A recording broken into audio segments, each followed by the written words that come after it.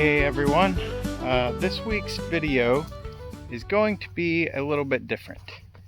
So no work on the house this week because I have been away at a family reunion, and the family reunion is my dad's side of the family. So the farmhouse is my mom's side of the family. But a few videos back, I sat down with my cousin Philip to talk about the house and why the house was important. And we really kind of got into the idea of family legacy. And so I kind of just wanted to share a little bit about the legacy of my family from both sides. So I had my Aunt Bonnie on from my mom's side to talk about the house, growing up in the house.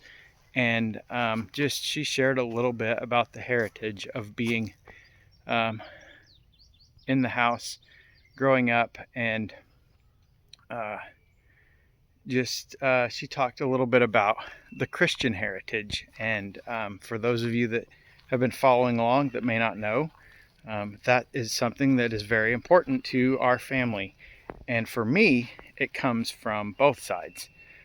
So we have my grandparents on my mom's side, my grandpa that grew up in the farmhouse and passed that down to us, that teaching of the Bible and growing up on those foundations. And on my dad's side, we have my grandmother and grandfather who started this family that I've spent the last week with. And if I remember right, and we've counted right, there's somewhere around 95 of us total, from grandparents down to their kids, to grandkids, to great grandkids, and even to great great grandkids.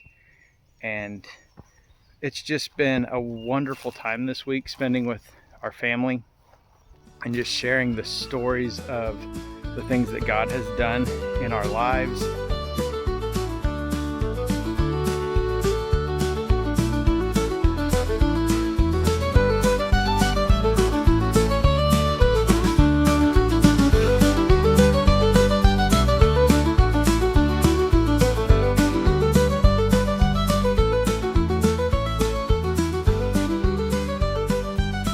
So in a way, you could say that everyone has faith. Everyone has faith in something.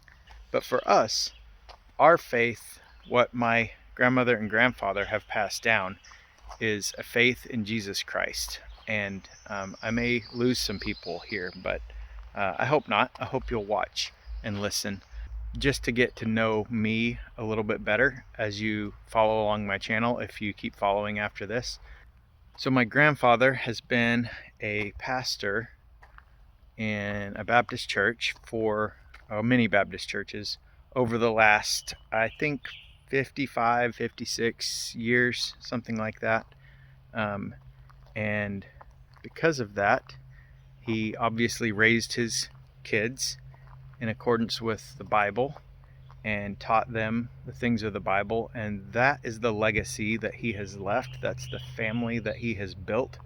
And we, because of that, now have, I don't know, maybe 6, 7, 8 other pastors, preachers in the family, and many people that are involved in churches, and not just casual church attenders, but most of the family is somehow deeply involved in a church through some sort of ministry or missions or something like that. And this is what we've learned from our grandfather, is that we serve the Lord. That's what the Bible commands us to do. So while we're at the reunion, we every year, or every time we've done this, we do it about every 3 years. And there's a little chapel on the property that we use. And so we typically will have a family church service. And so we did that this year. My grandfather preached. And so I'm going to show a little bit of that. I'm going to let him explain just a little bit of the core value of what we believe as Christians.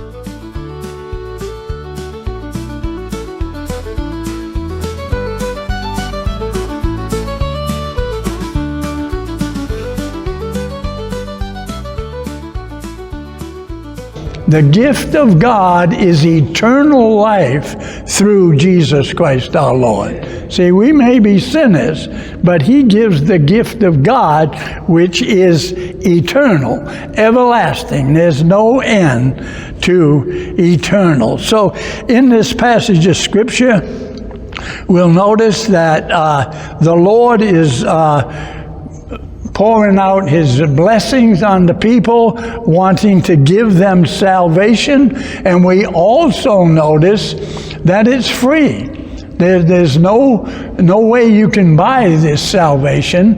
It's a gift, and I've already mentioned one scripture about that, and it's given because, and I noticed the other day one of you had a shirt on that said, Jesus paid it all, and He did. When He died on that cross, He paid for the sins of the whole world. But not everybody gets saved just because He did that. You have to believe on the Lord Jesus Christ in order to be saved. Now, to believe on the Lord Jesus Christ, you don't just believe He's there. You believe and you put your trust in Him as your Lord and Savior. And Jesus forgives you of your sins. And so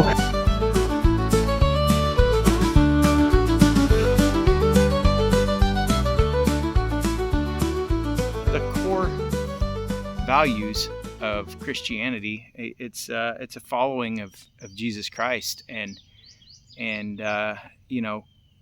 when Jesus was asked in a challenge, what is the greatest commandment? Because the Old Testament is full of all these commandments that were given, and Jesus was asked, what are the greatest commandments? And He said, love the Lord your God and love your neighbor as yourself. And on these hang all of the law. And so if we just think that we love the Lord and we love our neighbor as ourselves, and I don't know anyone that struggles to love themselves. We all by nature love ourselves and want to do what's good for us. And so what Jesus is saying is love everyone else the same way that you love yourself. And so if we do that, I mean, we're looking at a much better world.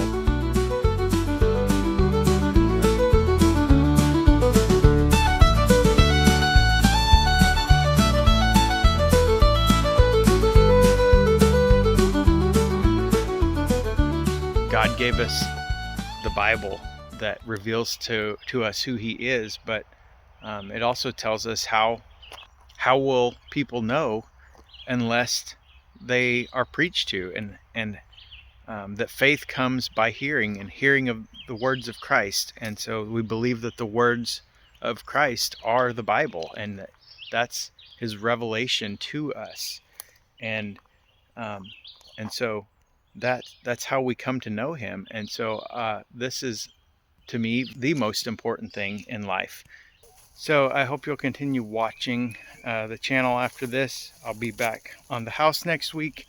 We'll be getting the siding and the doors and windows and things like that put in. We'll really be moving along, but since I was away this week, I just kind of wanted to share a little bit about my life and about who I am, and about what I've been doing this week. I wasn't going to get a house video put up this week, so I thought this fit a little bit with the channel, and just talking about building on family values and building family legacies. So it's kind of where I'm at on that, and hope you've enjoyed this.